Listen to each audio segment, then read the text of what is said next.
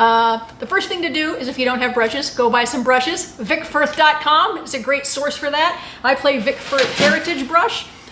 This is called a fan, and the Heritage brush has a very light gauge metal.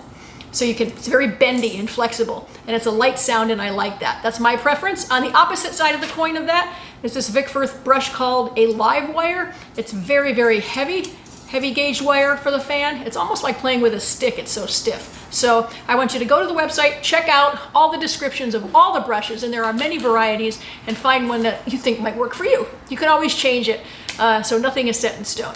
It's just your personal preference for the sound that you like best. So a few things to get you started, especially if you're a beginner, is you can use your stick technique as applied to brushes. And we're going to talk about 4 basic ways to play single strokes. And of course, you can use your technique that you learned for snare. Wrist motion, always develop. You can use your finger control practice. And you can surely use push-pull technique as well. All that applies to brush playing. But there's some sounds that you can get with brushes that are unique that you cannot get with sticks, and that's what we're going to focus on right now.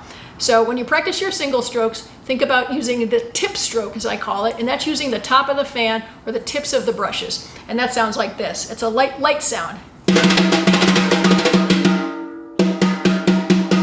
The tip of the brush.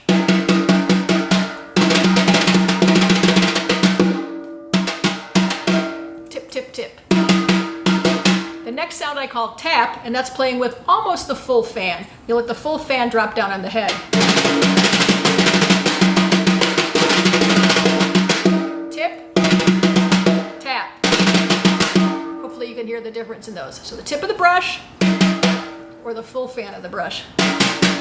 And then the other third primary single stroke action I like to call a slap. It's almost pushing this part of the brush, where the brush meets the shaft or the rubber or whatever your material is, might be plastic or wood even. But here we almost hit that part on the head too. So that sounds like this. So we have tip, tap, and slap.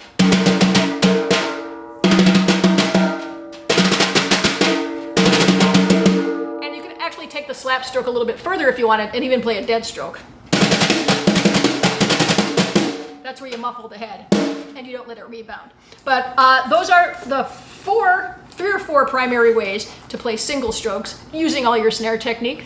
The thing that's really cool about brushes is you can use something that's called a swish or a sweep stroke, and this gives brushes some of its very unique character. So instead of playing your single stroke straight up and down like sticks, you can come from the side, or this is a lateral movement across the head. So think about skipping a rock.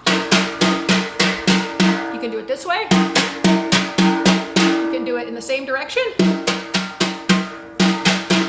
Both hands, of course. I don't know about the variety of traditional players versus matched grip, but I'm showing you the traditional grip here. That's the way I play. So you can do your swish and sweep stroke in any direction that feels good to you. There is no wrong way to do it. So that same pattern we were playing, digga digga dot dot dot dot dot, with a sweep stroke would sound like this.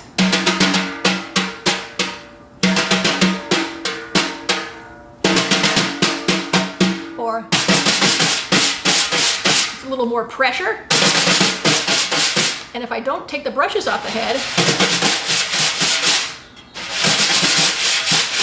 you can do the whole thing just leaving the brushes on the head. So there's a whole school of study for the sweep and swish stroke. But have fun with these basic strokes for now. Play anything out of stick control. Play the Ted Reed book.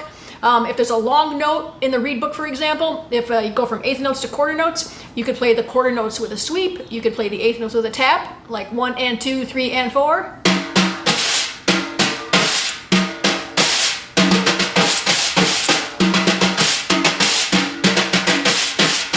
So you could experiment with your regular lesson books you're using and tip, tap, slap, or the dead stroke slap, and sweep and swish your way to